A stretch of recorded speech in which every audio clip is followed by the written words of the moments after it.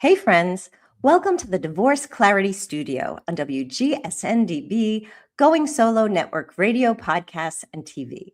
I'm your host, Lisa Lisser, CEO and founder of LZL Coaching, a boutique coaching firm focused on divorce, relationships, and life transitions. Like many of you, my life has been shaped by many chapters, from my early career as an attorney to a nonprofit leader and community builder, to a Jewish educator and spiritual counselor. Today, I'm a divorce coach, and I can look back and see how each chapter quietly shaped the way I accompany people through life's most profound transitions. I created the Divorce Clarity Studio because I believe divorce is about so much more than the legal process. It's about identity, relationships, parenting, finances, healing, and discovering who you really are. Whether you're considering divorce, in the middle of the process, learning to co-parent, or rebuilding your life afterward, my hope is simple, that you'll leave each conversation feeling a little less alone, a little more grounded, and a lot more confident in taking your next clarity-informed step. On today's show, we're talking about the one thing that keeps most people up at night, the family home. For many of us, the home is the single largest asset in our marriage. But it's more than mere property. It's the place your family was built and broke down.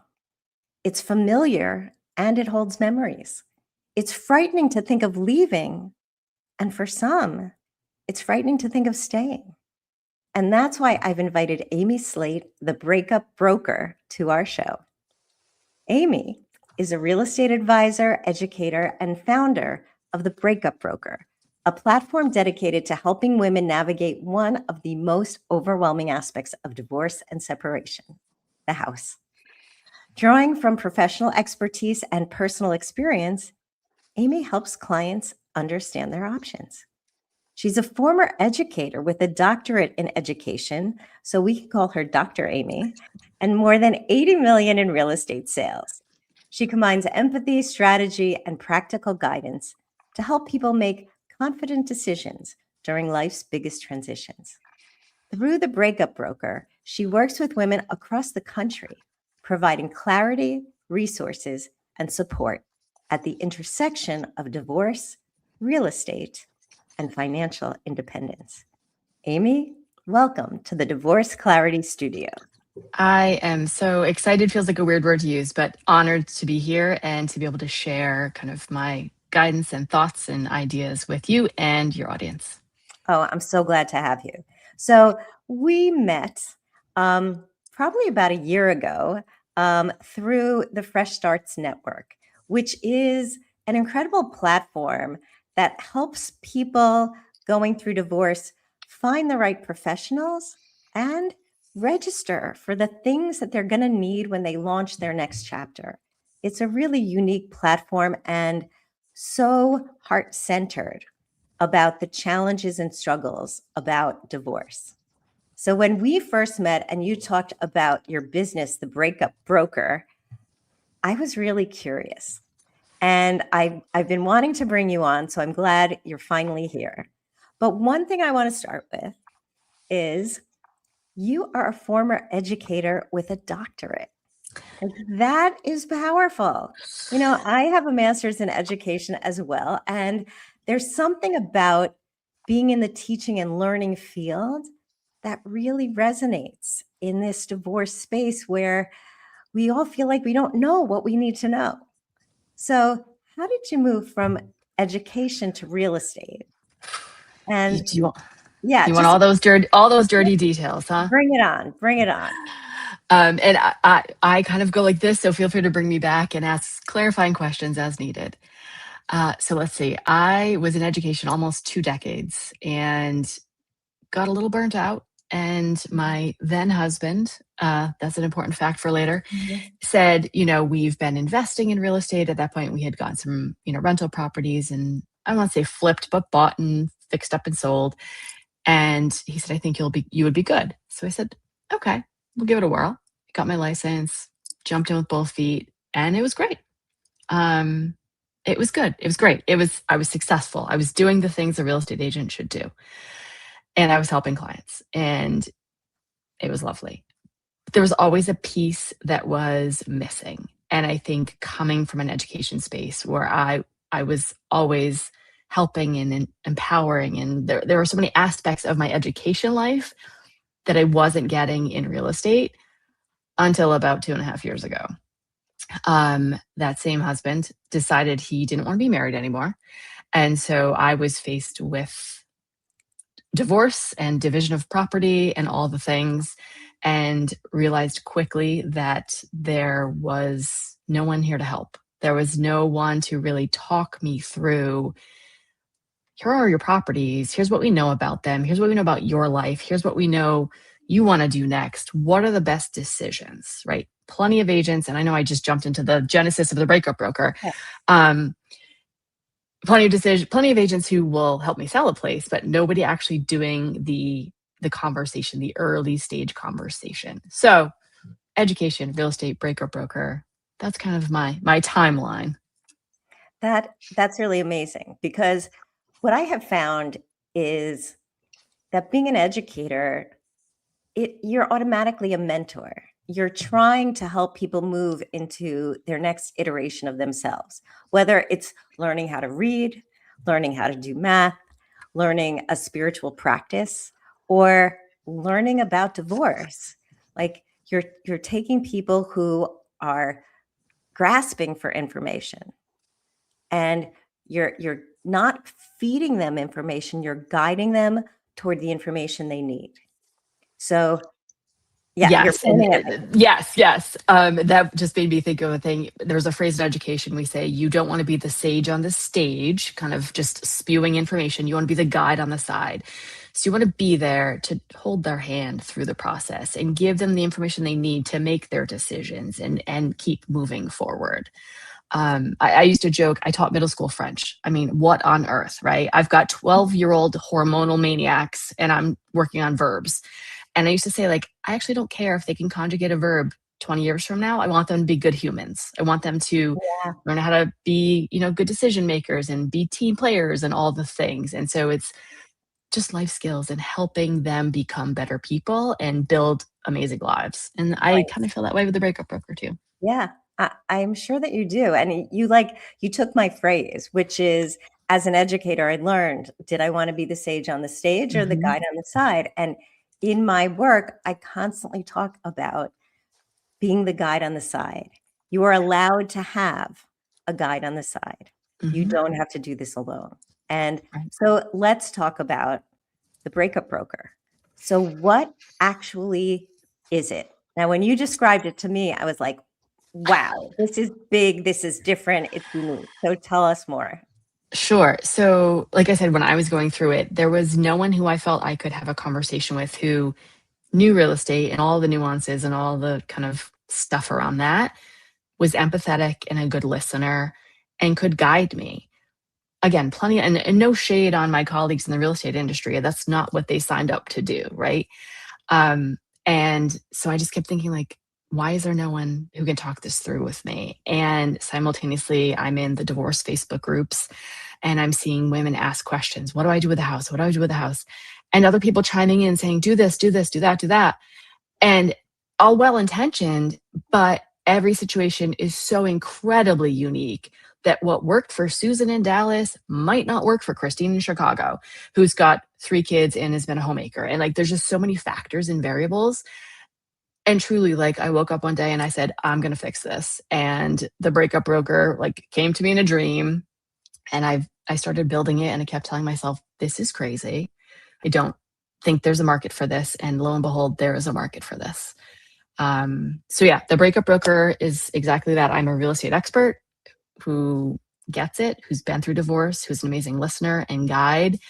And I provide free consults to anyone navigating any stage of divorce just to help them understand options. It's not to push them toward a sale or a buyout. It's not to push them in any direction. It's to help them get the information they need to make the decision that's best for their family.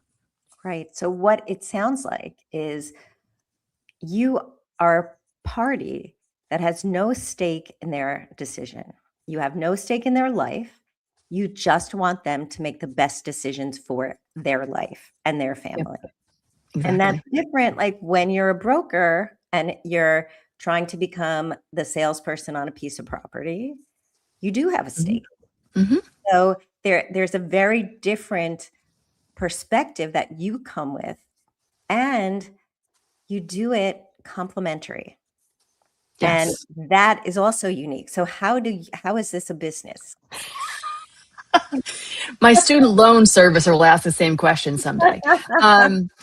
So in theory, if and when someone decides that yes, selling is the right answer, I continue to work with them. And kind of another service I provide is finding them an agent in their market. Mhm. I personally am licensed in Massachusetts and Florida. And if someone comes to me from those states and wants to sell or then buy something, we can have that conversation. But if someone in San Diego needs to sell a home, I take on the responsibility of finding them an agent because, again, not all agents are created equal. And I want to find them someone who understands the emotionally charged world that is divorce and is an amazing communicator and is well experienced in their market, as opposed to them just Googling and adding one more task to the divorce to-do list. I'm like, let me handle this, right? And the way the money works is I find an agent, I make the connection, that agent sells their house and pays me a referral fee. So that's how I make money if I make money. But again, no incentive for me to push someone to sell a house because I actually, in my heart and soul, couldn't do that anyway. Yeah. Yeah. And the thing is that like being the guide on the side, you are helping them get the information they need so they can make the best decision for their life. And that might be selling, it might be buying out, it might be something totally different that they've never, might be refinancing. We don't know Right. until someone actually has a real conversation with the client. And the house is so scary. So what do you think makes the house so scary? It's most likely in many situations the largest asset Yeah. that's being discussed and divided. It's in today's markets, it's probably $500,000 almost wherever you live. It's 300, 400, $1 million, right? It's a large asset. And I think it's the piece of stability a lot of people have had. We've lived in this house 15 years. We've had every holiday here, all the things. And so it's this bedrock of their life as a family, as a married couple. And it's home base. It's where the kids leave their soccer cleats in the garage. It's where you park the car in the driveway. It's like all these things that are all wrapped up into it. And so you're trying to make a decision about money, basically, and it's so emotionally charged that it's hard to separate the two. Yeah. And I think it also, thinking about not having a house adds a layer of uncertainty, and you're already in this like whirlwind of emotion and divorce and things are changing, and now you're throwing in some additional uncertainty, and it's the perfect storm. Yeah, it really is. I remember when I was going through it, you know, my lawyer didn't talk to me much about it. Just like when we're going into the last day of mediation, she's like, "So did you want to keep the house or not?" Like, it was like bizarre. An And I'm afterthought. like, "Yeah, I guess so." And so what we negotiated, or what they negotiated, was that the house would go to me, but I'd have to buy him out within a year. Now, that sounds well and good, but where was I going to get the Mhm. resources to buy him out within a year? And another option could have been, how about we hold on to the house until the middle is out of high school, which would be another year and a half, Right. and then we sell it together. Mhm. So there could have been another thing, but because it was mine, all of the costs associated with getting the house ready for sale, with the realtor, with the taxes, were all on me because Mhm. no one had that big conversation. Yes. And that's really, that can be very challenging, because the quick answer, "Oh yeah, I want the house," comes from a lot of places. Like, this is where I've raised the kids for 16 years, but also all my neighbors. Like, Mhm. in my neighborhood, when my son started kindergarten, 17 children got on the bus for the first time to start kindergarten. So it was a neighborhood full of children and families. And, there was the oldest and the middle and all the families had similar dynamics. And then the idea of having to leave that space was more than just the four walls. So again, big issues. Yeah. What do you think the role of a real estate professional should be when someone is going through like the emotional juggling act? Yeah, I mean, and any divorce professional who's in this work, you are part therapist at all times. And I don't mean to discredit, I'm not a licensed therapist, but I always start my calls with, we will laugh, we will cry, everything is okay, it's a safe space, because it's so wrapped up. And I think it's part of my role as my real estate professional world, as the breakup broker, is letting them feel the feels and acknowledge that that's part of it. Mm-hmm. But also, let's talk about your best next self, your next best self, like the next chapter, because you will write it. And there will be a post-divorce life that you will be living. And I want that to be your best chapter ever. And what do we have to do to create that for you as it relates to the house, right? Because for so many, it's like, I have to keep the house, I have to keep the house. Well, is that what's going to really make you happy? Or are you going to be a stressed out basket case because it's super expensive and you have to shovel the driveway when it snows? And like, let's talk about life, like the real day to day. But I think it's not discrediting the emotion, because that is 100% wrapped up in it.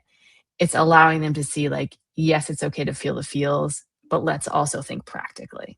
Right. So what I always say, it's separating the emotions of divorce from the business of divorce. Mm-hmm. So we've got a lot of emotions wrapped up in the house because you've created a home there. And the house has financial baggage as well as financial benefits. So how do we balance the baggage and the benefits so that you can take your next step and build your next chapter with a place of financial security, or at least more financial security? So those are hard conversations. And like, what are you willing to do? Asking the questions. It sounds like that's your wheelhouse, is asking the questions. Asking the tough questions in a very kind and gentle way. And I think for many women, and I speak to 99% women, I'm happy to talk to fellas, but it's mostly women that call me. I think there are things that they hadn't even contemplated. I always use this one example. I said, okay, let's pretend you get the house. And in 5 years, you need a new roof, and that's going to be $30,000. Where are you coming up with that money? Right? Or you've got to mow the lawn every Saturday instead of being at your kid's soccer game. Is that what you want to be doing? Like, let's talk about your actual day-to-day life and how that looks and feels. Do you want to be, as we say, house poor? Like, sure, you can cover the mortgage, but can you also afford to take your kids to the beach for the weekend and enjoy those things and make those memories? Or you just, like, you want the house so bad, you're going to give up the rest of your life for it. And so just talking about that next piece, because so many of them are so consumed, understandably, in the moment, that it's so hard to see that next step. Yeah. But and as someone who deals with houses on a regular basis, they don't, I think about, like, what if the water heater goes? What if this? What if that? And not everyone does, so it's my job to kind of be like, well, as a homeowner, you're going to have to da, da, da, da, da, da. Yeah, no, those are big things. And having owned two houses, and now I'm in a townhouse development, like, relinquishing shoveling the snow was one of my greatest joys. Because with the house that I owned by myself, I did not have a reliable snow plow person for when it snowed. And I wound up purchasing my own snow blower. And then I started working. So the idea, and it was a very snowy winter. So the idea of having to plow the driveway before I went to work was what pushed me over the edge. It was a great house. And I could have stayed there and sold it later for more, or done any number of things. But it was all about that winter. And I needed to be realistic about what the cost was, not just financially, but Mhm. emotionally and, sleeping. All of that are valuable commodities. Yeah. It wasn't until I put this in print that it really struck me. So I co-owned 7 properties with my ex-husband. Wow. I now own nothing. I literally went from 7 to 0, and now I pay rent. And it is the most liberating thing I have ever felt. I'm not dealing with tenants who didn't pay their rent on time. I'm not calling a plumber to fix a clogged pipe. I'm not worrying about shoveling or plowing their driveway and mine. I'm not worrying about managing taxes in 3 different states and 2 countries. Like, the mental bandwidth that has freed up, is priceless. Yeah. But as a real estate investor, to go from 7 to 0, I was like, "What am I doing? Am I crazy?" Yeah. No. Best move ever for my next chapter. And I think being able to, like, say, like, "I have been there, and it's okay to make this change. It's going to be good. It might actually be better than good," Yeah. is super relatable for women who are like, "But I don't what if I just have to pay rent to somebody?" I'm like, "It's okay. Then they have to worry about fixing everything." Yeah. Yeah. Exactly. All right. We're about halfway through. So we're going to take a quick 30-second break, and then we will be back with Amy Slate, the Breakup Broker.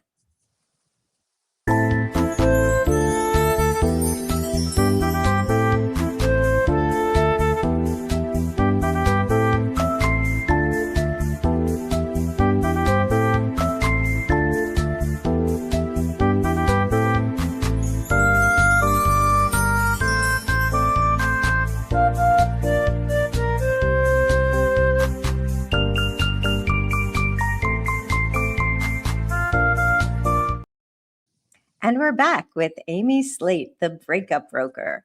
So, when we left before the break, you mentioned that you went from owning 7 properties or co-owning 7 properties to becoming a renter. So now that is huge. And you're a realtor. So there's Mhm. so much that's packed into that. Because so many of my clients are like terrified of renting because they feel like they're throwing money away. And so they feel like they have to go from one home ownership to another home ownership, and without really knowing what they could afford or what their expenses are going to be or all of those things. So, how do you counsel people when they're struggling with these questions? That's a great question. It's always very dependent on the situation, but, I try and say, it's and part of it is all wrapped up in the American dream. Own a home, the white picket fence, like all the things, right? There's this notion that you should be a homeowner, and all the media says, "Oh, buy a house, buy a house." And I think the reality on a day-to-day, I'm living my life for me, it's that's not necessarily the right option. And for so many women, I try and say, like, it doesn't have to be forever. It doesn't mean you can't own anything ever again. But I don't want you making a decision in haste and under pressure and in a time crunch because you feel like you have to own something. And sometimes just find a nice soft place to land. Get a little apartment, an apartment to fit you and your kids, whatever that looks like, Yeah. and just settle in. Just take time to breathe, to regroup, to remember who you are and what you want in life without the burden of a mortgage and a snowplow and a roof repair, right?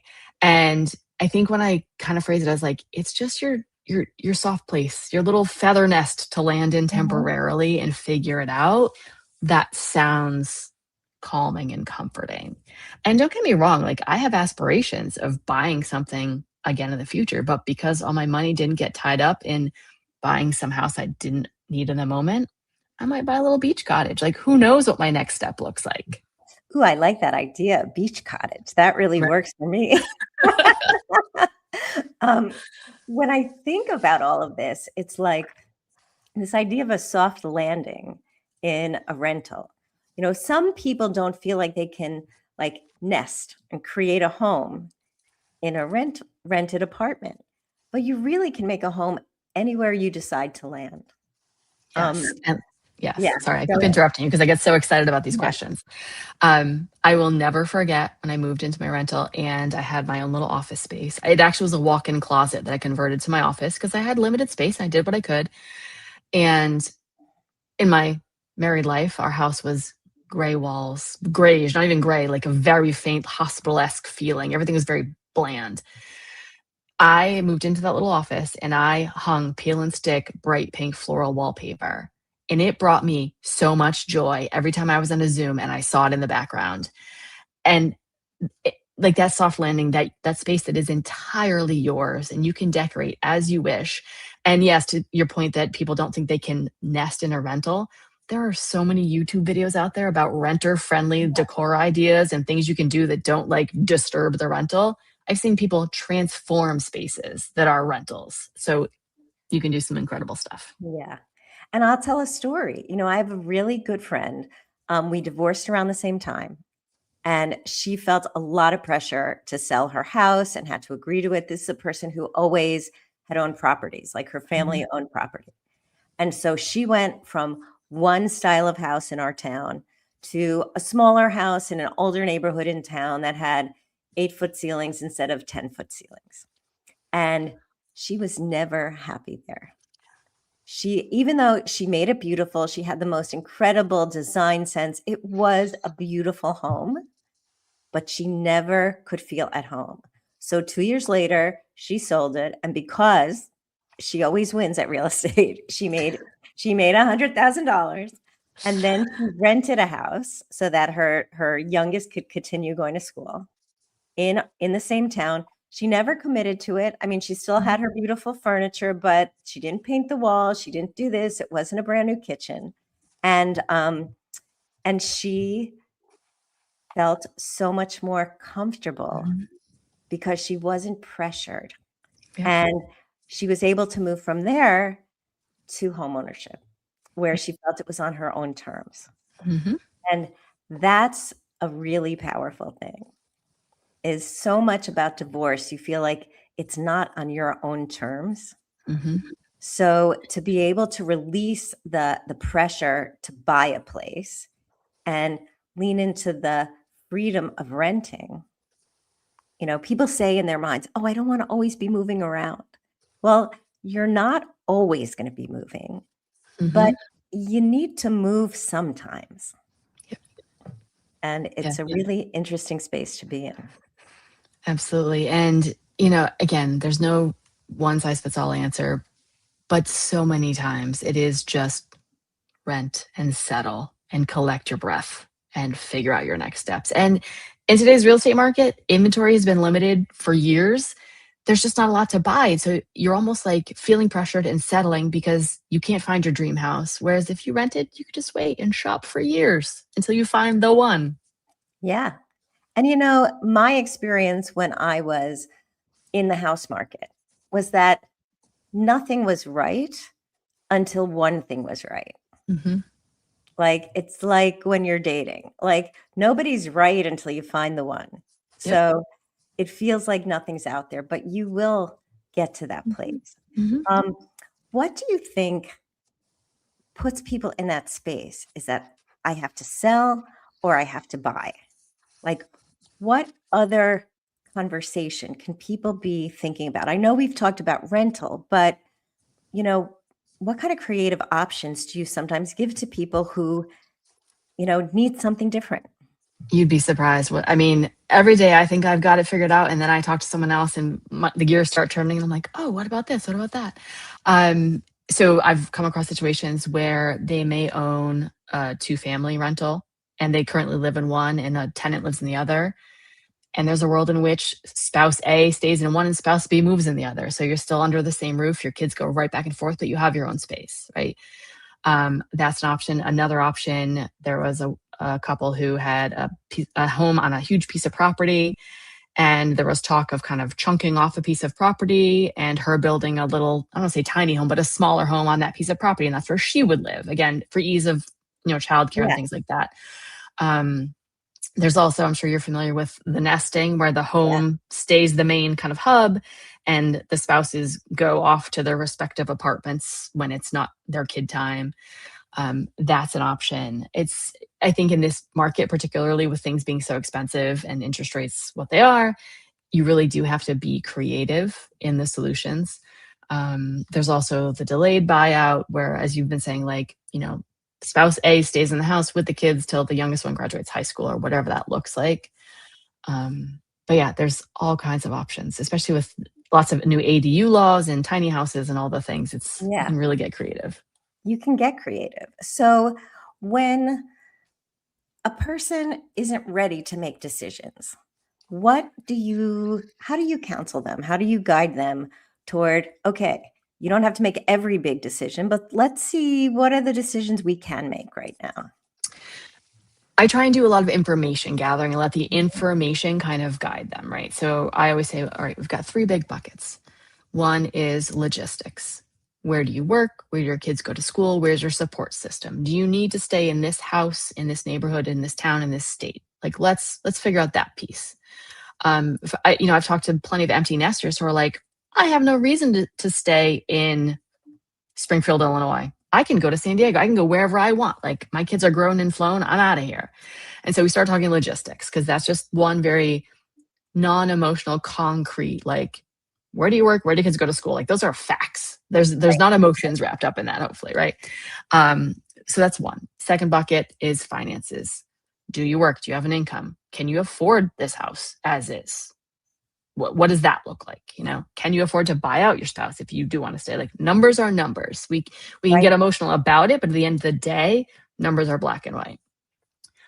Then the third piece is the emotions, and not like in a, oh my God, you're getting divorced, but like, let's talk about it. Do you have good memories or bad memories here? Because many women have bad memories and they don't ever want to see that house again. And that helps to make the decision easier too. So kind of going through in a methodical way, those 3 buckets helps them with the decision-making process. Because now they see it's not just, oh, I should keep the house because everyone says I should keep the house. It's, I've thought about these things logically, calmly, and that has led me to this decision. Yeah.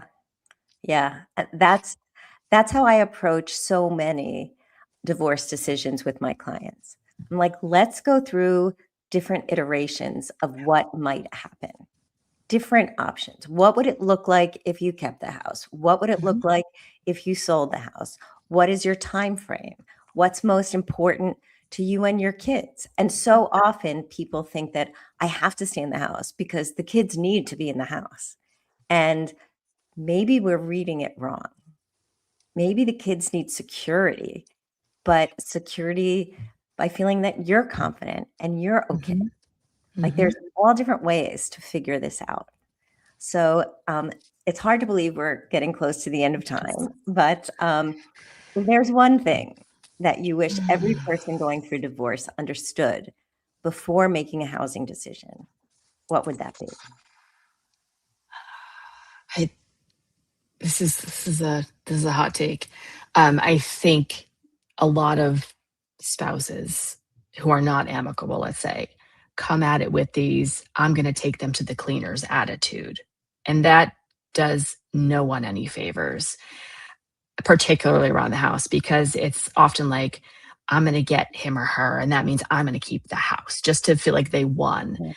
And at the end of the day, they may have won the house, but they've actually lost themselves. And so I think not trying to beat the other person, but more so trying to win for yourself on a what's my next chapter, what's my next part of my life look like, as opposed to I've taken what I could from that other spouse. And so just that reframe of like taking them to the cleaners, which we hear it's like divorce lore, right? And I had it too, like, full disclosure. I felt it until I had like a day of reckoning and said, all right, let's figure this out rationally. So yeah, just really, instead of trying to win because you want that other person to lose, try to win for you. Yeah. And the words winning and losing are really words I try and extricate from the divorce process, because nobody wins in divorce. Right. It's a hard process. Even if you think that your soon-to-be ex is doing this to you and getting pleasure at it, and they love the game and they love the fight and they just want to, they are there because they're feeling insecure, they're feeling hurt. They are also disappointed the marriage ended. Like no one really wants that to happen. And Right. so if we can release some of that win-lose mindset and say, what will set me up best for my next chapter? Then we're in a whole different headspace. Yep. And that's, I had one coach who taught me that there's no winning or losing. There is winning and learning. And right. And so if we can learn while we're thinking about the house, if we can learn ourselves a little better, what's most important to me about this house or this town or this school district? And can I get that in a different way, in a different place? So, with that, I just want to thank you so much for coming on. We have so much to talk about. We could talk forever. Tell my audience how they can find you. Easy enough. It is thebreakupbroker.com. I have a free downloadable guide that helps you kind of walk through the decision-making process. You can schedule a free call with me, follow me on socials, any of the things. I'm truly here to just be a resource and educate and empower. Amazing. Amazing. So thank you, Amy. Thank you. To my audience, thanks for listening to the Divorce Clarity Studio. If you like what you've heard, please subscribe, like, and follow us. If someone you know could benefit from this show, please share it. And remember, you're not alone. You can walk with a guide on the side. Love that. And one more thing, just a reminder, nothing in this program constitutes legal, therapeutic, or financial advice. We're here to offer education and clarity. And with that, you can find me at lisa@lzlcoaching.com. I'm on Instagram at Divorce Coach Lisa. And you can book a complimentary consult on my website, lzlcoaching.com. See you next time.